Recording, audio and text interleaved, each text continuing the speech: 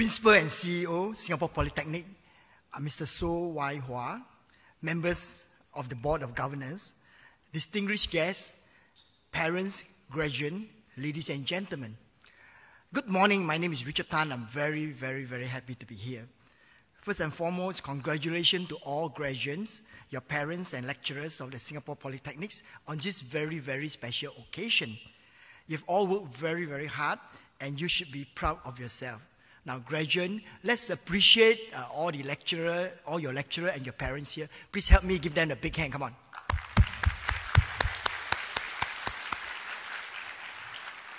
It is an honor to be speaking before you. I'm also a Singapore Polytechnic graduate. I'm very fond, I have very fond memory of this wonderful place. And some of my best year and fun year are actually spent within these walls. When Mr. Roger invited me to speak, I asked myself this question: what did I wish someone had said to me when I graduate? Some of you in this room here are still on the lookout for a career opportunity. Some of you here may already found jobs, or some of you who would like to go for further study. Whatever it is that you have planned for your life, I'd like to share with you some short story that I hope will be of use to you. Now, ever since I was 10 years old, I've always wanted to be an electrical engineer. Now, let me share with you the background. Now, I'm a second-generation Singaporean. Both my parents are from China, and my father was a trishaw rider, and my mother a very simple housewife.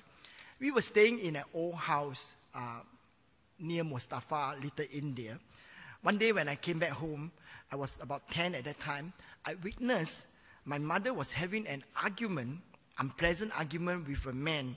I recognized he was our neighborhood electrician. Apparently, my mother got him to repair a broken ceiling light, and he wanted to charge my mother $2, which today is about $50. My mother felt it was too cutthroat, and only willing to pay half of it. It was an ugly argument. That night, I told myself that I would never let anyone humiliate my mother again. When I grew up, I want to fix all the electrical work in the house for her, for my mother. I wanted to be the boss to hire that man. That was my compelling reason to want to be an engineer. As soon as I graduated, I can't wait to look for a job. Now, in the Polytechnic, we study Kirchhoff's law, Ohm's law, and many theoretical law that will help us pass our examination. I wanted to experience the real practical part of what I've studied. Many of my classmates, apply for a job in a HDB or URA or a PUB as a draftman or supervisor. But my first instinct is to look for a job that I can learn from scratch. I applied for a job and got a job as a storeman in a small electrical contracting company. As a storeman, I knew that I can get familiar with all the electrical engineering products, such as different type of cable size, distribution panel, switchgear, conduit, trunking, etc. There are few people working in the store, and I was the most hardworking one. The store was busiest in the morning when the company's lorries and pickup come, the electrician will unload all the raw material and send them to the work site. Now, after that, actually, it was quite quiet and there's almost nothing to do. Now, instead of going to link kopi with other workers, I actually volunteered and followed one of the site supervisors to go to the site. And soon, I not only become familiar with what is in the store, but also on the job site. Now, one day, when I went back to the office, it was quite late in the night, I saw there was light in the office. My boss was working on a tender. In fact, I asked him if I could help him. Now, he was fairly surprised because this is obviously out of my job scope. Anyway, he needed someone to add up some figure, etc. And soon, I even learned how to calculate tender. I was the only one in the office that knew what is in the store, what happened on the job site, and how to work on the tender.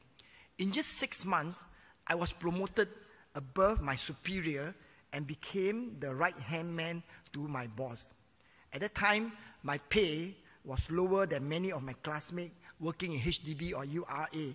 But never did I once let my low pay affect my positive working attitude and the opportunity to learn. I was willing to do beyond my job duty. In fact, after my boss passed away, I went to work on the oil rig. With the same positive working attitude and keen learning spirit and willingness to give more than what was required, I managed to make many, many friends. I soon became a popular and highly demanded engineer in the offshore industry.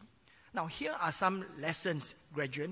Number one, when you are young, don't just look at earning big money. Take the opportunity to learn as much as you can. Number two, make friends first before make money. Okay? Number three, find a compelling reason for doing what you are doing. This is really, really important because during the rough time, this compelling reason will become your anchor and strength to propel you forward.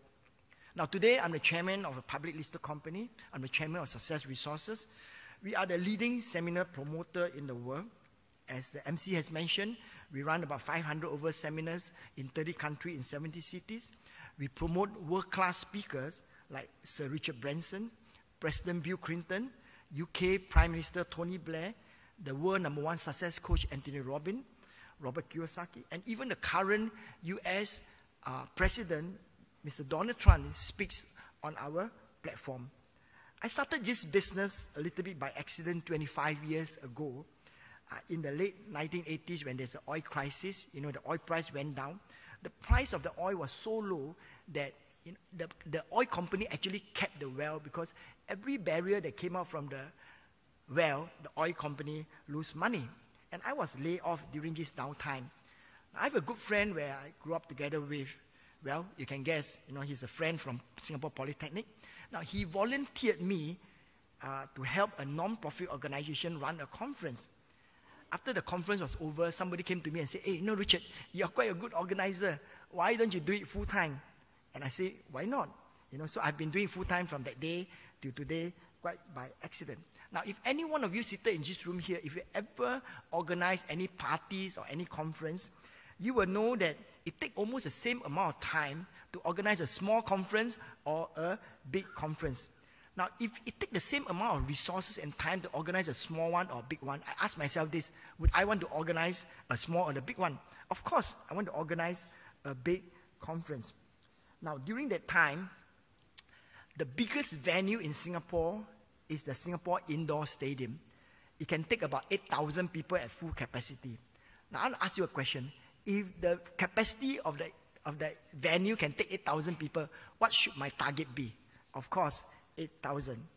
Now, after working several months, I did not hit my 8,000 target.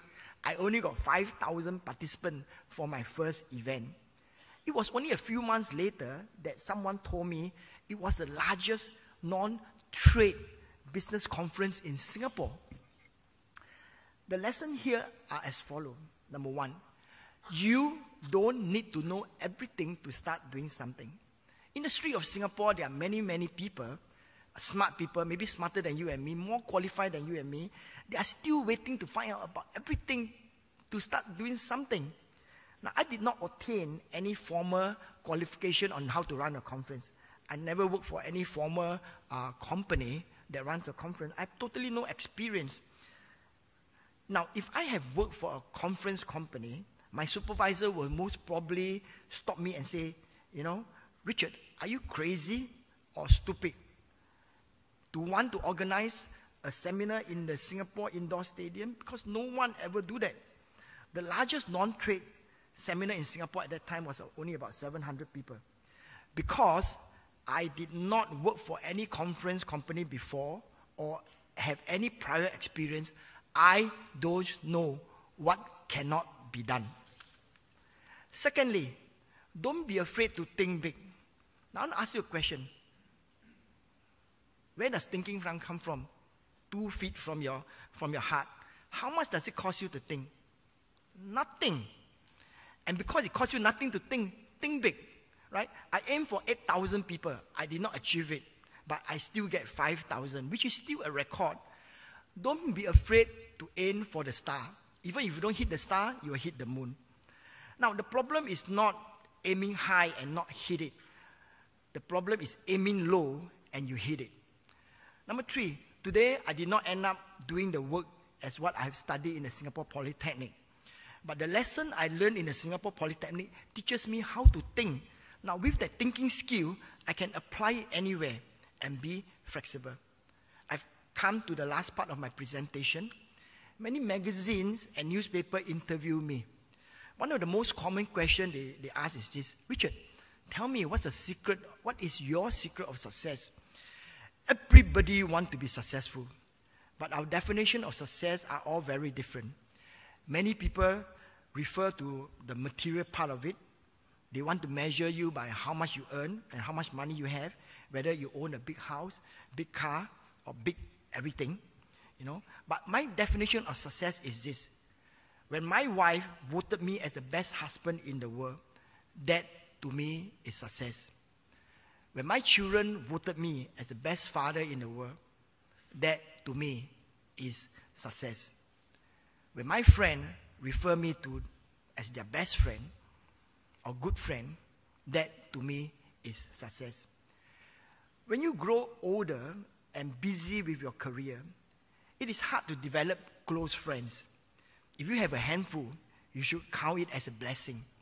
In 10, 20 years' time, your close friends are unlikely, I mentioned unlikely, those that you just know in your professional year, but those that you know right here in this hall.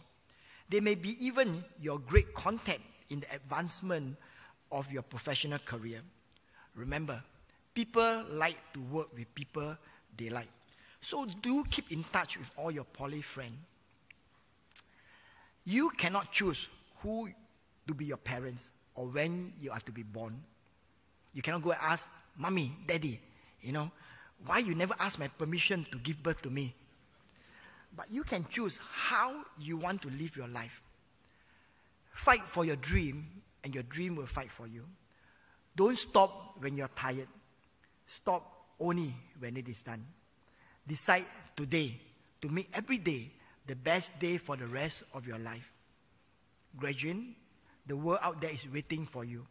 Allow me to be the first to welcome you to the world. Thank you.